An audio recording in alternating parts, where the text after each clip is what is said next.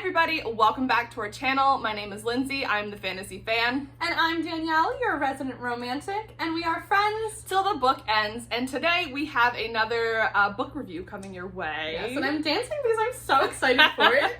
So the book that I picked for our book club pick this time around was Caraval by Stephanie Garber. So clearly Danielle is like literally bouncing with excitement. I'm like so excited to talk about it. I can't wait. So I picked this book because I've owned it for like 2 years now and it's just sat on my shelf. Like I remember going to the store and buying it and then being like, this sounds cool, and then just never reading it. Now that I've read it, I'm like crying inside that you waited 2 years to read this. There are books that I know, they'll sit on my shelf for like ever and then I'll pick it up and I'll be like, I could have been happy. You could have been happy 2 years earlier. So, brief synopsis of what this book is about. Just a reminder, this will have some spoilers in it because we're going to get to the nitty gritty of what this book is.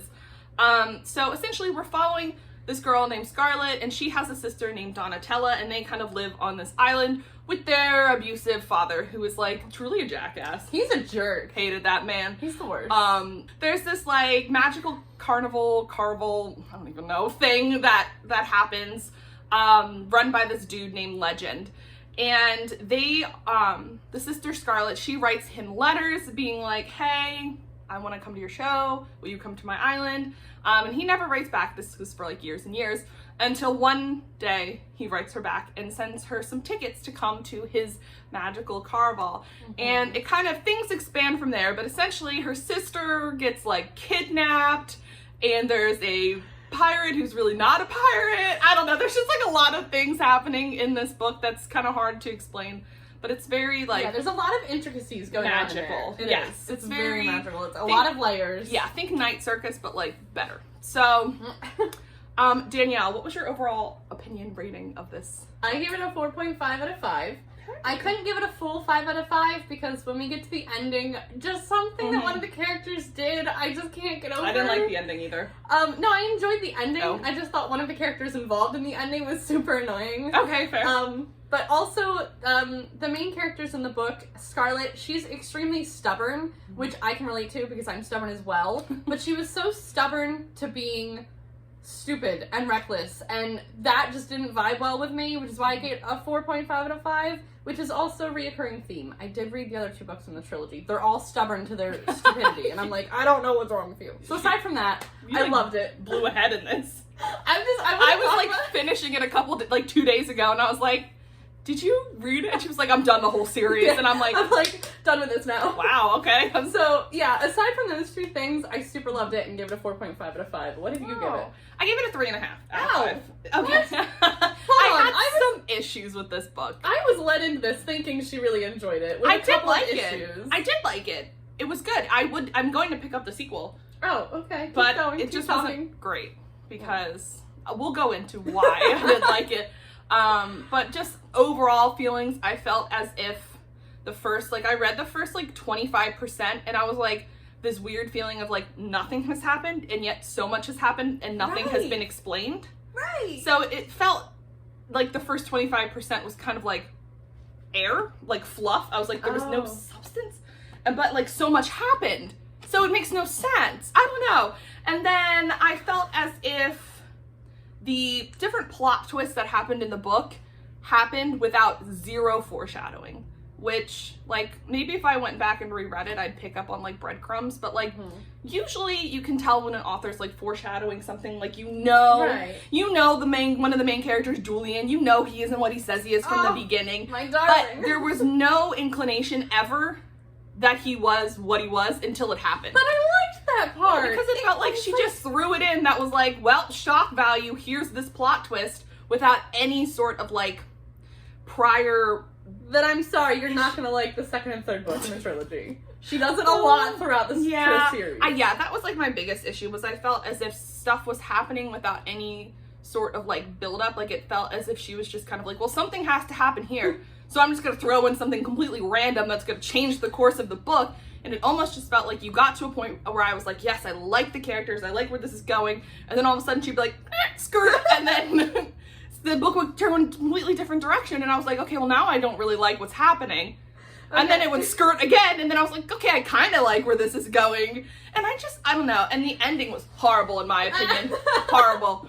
But I liked the characters. Like, I felt like it was a quick read. I read it. I'm in a really big reading slump right now. It's really sad. But I read this in like 2.5 days, which is pretty good for me existing in a horrible reading slump. So it's fast paced, which was nice. Yes. I totally agree with that. It was certainly fast-paced. Oh, yeah. That was a big tangent there. Sorry. I totally understand what you're describing with going on the, the different tangents in the book. Yeah. Because I can understand that for other books. I personally did not feel that in this book. But I think we'll have a lot to disagree on with that then, which is going to be fun. Yes. So where shall we start? There's so much to delve into it. Let's go with, like, the general characters. Like, who were your favorites? I think we both probably hate the same person the most, but who... Okay, so just reading the first book, because you do start to attach to different characters throughout the rest of the trilogy, I loved every single character except for Tella. I thought Tella was a pain in my ass. Tella's the sister. Yeah, right, the younger Donatella. sister. Tella is her I hate the name nickname. Donatella, too. Right, which is why they call her Tella. Okay, so... It's also a dumb name. But wait a minute, you said you think that we both dislike the same character. Who did you dislike? I hated the dad and the count. Oh, I'm sorry, I blocked them out. I only thought about positive stuff. I also didn't really like Tella, too, because she kept too many secrets. Well, okay, I didn't like Tella because she kept a lot of secrets, but that is kind of the name of the game, is that she was kidnapped, so she couldn't really reveal a lot at the time. I didn't like the dad or the count, but also you were made not to like them, Yeah. I loved Julian, though. Yeah. Julian was so Julian's sweet. like our main love interest. Oh. He rescues / takes Scarlet and Donatella from their father's It's a little murky island. love story It at is, first. and brings them to the Caraval, and then he kind of tags along with Scarlet as she goes to, like, find her sister and win the game that is Caraval. And you see, like, I liked his character progression because I think from the beginning the author did a good job of being like, oh, well, he's just gonna be the love interest, but then every chapter you read, you were like, he's sus. You're like, there's something off about him. I thought he was going to be the fiance or Legend, and he was neither. Right, I do remember that. So she was texting me, and she was like, So, okay, all I care about right now is Julian the Duke, which is the Count, or is Julian Legend? And I was like, oh girl, you won't find out who Legend is for a while. Yeah, and so I liked him as a character, and I thought he was interesting, but I really hated when you just discover that he's just a player in the game and that it was his job to bring Scarlet and Donatella to the island.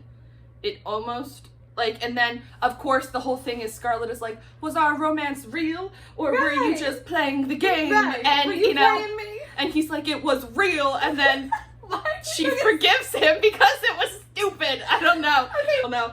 It just didn't vibe. No, it just felt cheap. I don't know. I just did not like that. I liked him up until the point where he got stabbed, and then you find out that he is just a player in the game, and then the whole thing just kind of seems like fake. Okay, so my take on all of that, first of all, I thought it was so incredible where you're going through it, Julian is sus a little bit, you start to, like, try and guess what exactly he really is, or what his whole overall part is. And then the author is like, whoa, curveball, we've been planning this since before the game started, and I was like, mind blown. Did not see that coming. There was no evidence. Where's the receipts? Like, there was no, like, foreshadowing. Like, I feel like she just, and then don't even have words, because he just, like, they were like, yeah, he's just a player in the game and he didn't die, and that was just kind of like it. Like, no, it but wasn't. Then also, he was like, but it wasn't just a game. I still love you. Yeah, but also, I wouldn't believe one word that comes out of his little weasel mouth, because... Which plays a part in some other 2 books. Okay. Well, that's why I think I need to read the second book, because I feel as if this book set up for the second and third books. Usually I like the first book best in a series, but I think if I continue on in this one, I would like, hopefully, the second book better, because I feel as if there were too many unanswered questions. And of course, the plot twist at the end. Let's move. Okay, we didn't even talk about anyone but Julian. Because Julian's so cute. I love him. I was smiling the whole time. I thought our main character, Scarlet, was like a juxtaposition. Like, she was like, I'm a good girl and I don't do things that are, like, impulsive. And then the entire book was her doing impulsive stuff. Right. And I was like, you're doing a lot of telling and Right, contradicting what your actions don't are. speak her words or whatever. But that was also one of the things that annoyed me about her, is that's where her stubbornness came in. Because, like, Julian or other characters, whether you actually needed to believe them or not, were like, you shouldn't do this, you shouldn't do that. And then even Julian was like, you really shouldn't do that. And she's like, I'll do it anyway. And she's like, hold my beer, I'm gonna go. I was like, I don't like, get it. Not even once did she listen to anyone telling her not to do something, which would have prevented some things from happening, which I get that was important for the book, but let's move on to chatting about the plot. What were some of the highs, the lows, the setting? Like, the setting of the Caraval was interesting. I loved the setting. I thought that the way the author created the world was so intricate without being too overdone, you know, like I didn't feel like I got lost. There were, every once in a while, I thought the author described a little too much about the room they're in, which is kind of important because the way that Caraval works, that everything is magical, so things can change all the time. So it was a little annoying to be like, okay, so this room has a lamp over there and a picture over there, and then suddenly the room is changing. I was like, why did I care about everything in the room? Aside from that, I thought the setting was really great. What did you feel it? Yeah, I thought the setting was cool. I don't usually like circus books or like carnival books because I usually find that they're almost too whimsical, but I felt like this had a good balance of like whimsy but also being grounded like within the plot. The one issue that I had with the plot, other than everything I've already ever talked about, was the fact that I just felt like Legend, the dude who runs the Caraval, I felt like his background story was really muddled. And then in the middle, they like tell us what they're like, oh, this is the real background. But then you get to the end and they're like, but no, this is the real background. And I just felt confused. Yes. And you have read the next 2 books in the series, so do things get cleared up? Yes, they do.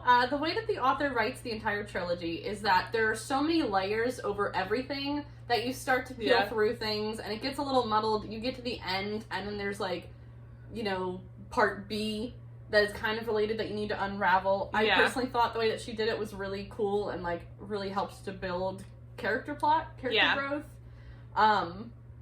I thought the ending was strange. Okay, so I'm not going to talk specifically about this one scene because I don't want to spoil the entire book, but there's something that Tella does at the end, like right at the end of Caraval, as the magic is still happening, and you find out at the end that it was all for a reason.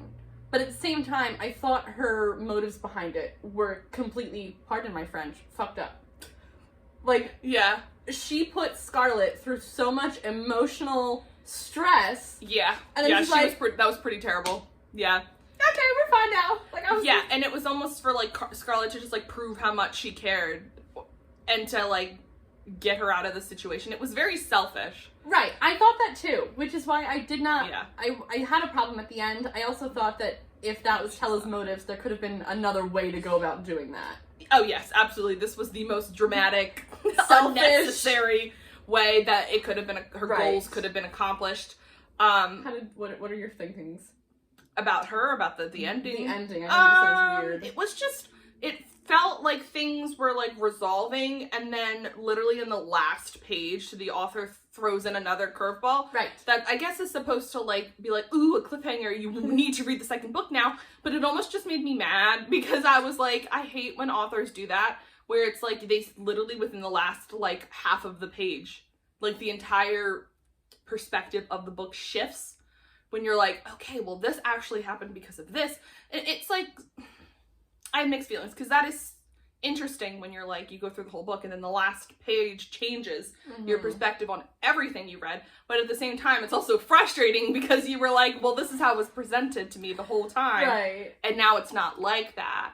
But it definitely set up for me wanting to continue. Like, it didn't turn me off from wanting to read the second book. So, I mean, that's I thought the way the last page was done well, because the second book is in Tella's view. And it's... Oh, no. Oh, what? Oh, man, I don't want to read it now. No, but wait, okay, so here's how it works. So, in the first book, it goes with Scarlet and Julian. And in the first book, you meet her sister Tella and another Caraval player named Dante. In the second book, it focuses on Tella and Dante. In the third book, it focuses on all 4 of them. Oh, Dante comes back. I forgot he wasn't really dead. Well, I have mixed feelings about him because he was a total jerk But I don't know if he was a jerk on purpose. It was not explained in the first book, really. I feel like... Wait till the second book. Okay, I don't know. I still don't like Tella, though. You like her more in the second book. Okay. I didn't think I would enjoy the second book as much because of Tella. And I will say, I gave the second book a 4 out of 5. Slightly less enjoyment, yeah. But at the same time, I feel like you get a lot more about Tella. There's a lot more growth about Tella in the second book. I'm interested to see, because there's like, their mom left, and you don't know what happened to it, and it's kind of like talked about throughout the book that like, oh, you know, their mom left them when they were little, and they don't know where she went, and blah, blah, blah, and then the mom is going to come back and play a role in the rest of the series from the ending of this book. So I'm interested to see like what's going on there. But yeah, overall the book was just kind of like, I liked it. Like I feel like I'm shitting on this book way more than what my rating reflects. I did like some things about it. I don't believe you. I liked it enough to give it a 3.5. I mean, which is better than average. Like, and especially because I've been in a reading slump. So, which could absolutely affect like my feelings and rating towards this book because I've just been so meh. Like if you look back at my Goodreads, it's like 3 stars, 3 stars, 3 stars, 3.5 stars, 3 stars for my last like 7 books. So it's kind of like rough. I know I need something real good to just rip me out of this. So, but yeah, so it was fun. It was cute. I thought I would have liked to read this more in the summertime. I definitely could see it gave me like summer fair vibes. Even though it was in the winter time. Well, I feel like I should read this in the summertime. Magic. Snow It around felt me. like magic though. Like I don't know. Maybe I associate like magic and whimsy more with like summer. I don't know why. Well, then you should definitely hold off on reading the second and third until A, you're out of the slump. Yeah, well, yeah. And B, it's closer to summertime because those have a lot more summer vibes than this one did. Summer vibes. Because that one had snow in it. I'm really happy you liked it. I've had the books that I have picked. I have been less than like super enthused with for the book club. So yes. I feel like I feel like you don't know yourself well enough to pick your own. No, I don't. Books. When you pick them, I either like them or I really like them. Right. And with mine, I either am indifferent or I like them, but I've not felt like special. Why I bought it in the first place, knowing that I don't like carnival books. Yeah, I was gonna say this in general is not something you normally, I feel like, would like. Nope. But also, I didn't think I was gonna like Today, Tonight, Tomorrow, and I really, really loved it. Right, but that's also a book I picked. Yes. Because like I kind of like gently push you outside of what you normally read. Yes. But overall, like I said, 3.5 from me. 4.5 for me. I'm happy that you made us read it because I feel like I hadn't heard about it until you brought it up. So I'm glad that really you made popular. us read it. It has like over 150,000 ratings on Goodreads. And everyone that I'm friends with on Goodreads has given it like 4 stars, 5 stars, 4 stars. So I genuinely think I'm in the minority here. You are. Yeah. There's no denying Danielle's like, you dumb bitch. But yeah, so I will be picking up the second. Danielle's already finished. I've already finished. I listened to them on audiobook, which by the way, I will say I think that helped me like it more because the audiobook did. Because the reader. But yeah, I blazed through the audiobooks. I listened to it like in the morning at work when things were slow. I listened to it all the time. Oh, I'm glad that you liked it. Because I don't feel like this is your... Well, I hate to break it to you. In our next video, you're going to be disappointed. Because I was disappointed by one of the books you gave me. But that's a spoiler for the next video. Because we are going to be doing a Freaky Friday themed video. So catch us next time on that one. Alright, well thank you for watching. We hope you enjoyed our video. And we'll see you in our next one. Bye!